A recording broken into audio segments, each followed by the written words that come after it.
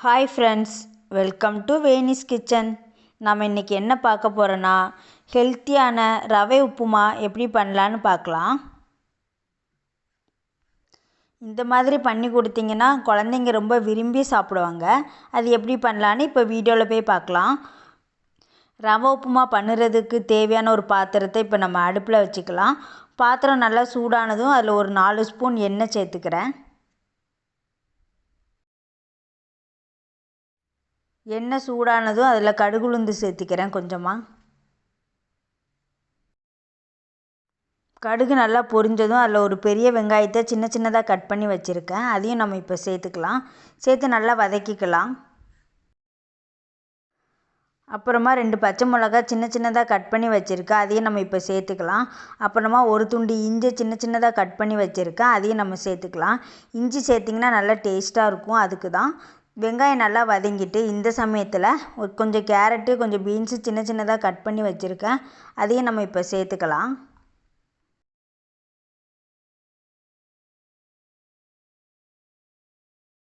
அப்புறமா கொஞ்சம் பச்சை பட்டாணி வாஷ் பண்ணி வச்சுருக்கேன். அதையும் நம்ம இப்போ சேர்த்துக்கலாம்.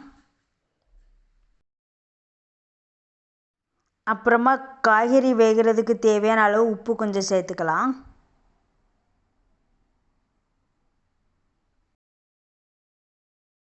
காய்கறிகள் நல்லா வேகிற அளவுக்கு எண்ணெயிலே நல்லா வதக்கிக்கலாம். பாருங்கள், காய்கறி நல்லா வெந்துட்டு இந்த சமயத்தில் ஒரு 2 கிளாஸ் தண்ணியும் அப்புறம் ஒரு 1/4 கிளாஸ் தண்ணியும் சேர்த்துக்கிறேன். நீங்கள் உங்களுக்கு தேவையான அளவு தண்ணி சேர்த்துக்கோங்க. நான் 1 கப்பு ரவை எடுத்திருக்கேன். அதுக்கு 2.25 கிளாஸ் தண்ணி சேர்த்துருக்கிறேன். அது நல்லா கொதிக்கட்டும். பாருங்கள், தண்ணி நல்லா கொதிச்சுட்டு இந்த சமயத்தில் நான் 1 கப் ரவையை சேர்த்துக்கிறேன். ரவையை ஒரேடியாக கொட்டாமல் இப்படி கொஞ்சம் கொஞ்சமாக கொட்டிக்கோங்க. அப்போ தான் உதிரியாக வரும், நல்லா கட்டி பிடிக்காமல் இருக்கும். எல்லா ரவையும் சேர்த்துட்டு ஒரு 5 மினிட்ஸ் நல்லா கிளறிட்டே இருங்க. ரவை சீக்கிரம் வெந்துடும். நீங்கள் ரவை போடும்போது தண்ணி அளவு கொஞ்சம் கம்மியாக இருந்துச்சுன்னா தண்ணி வேணால் ஆட் பண்ணிக்கோங்க. இந்த மாதிரி தண்ணி வத்துற அளவுக்கு கிளறிட்டே இருங்க.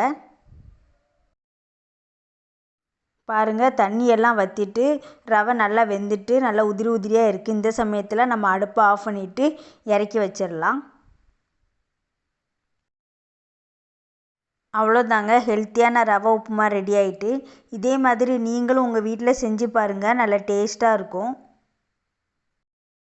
உங்களுக்கு இந்த வீடியோ பிடிச்சிருந்தால் லைக் பண்ணுங்கள், கமெண்ட் பண்ணுங்கள், சப்ஸ்கிரைப் பண்ணுங்கள். Bye friends.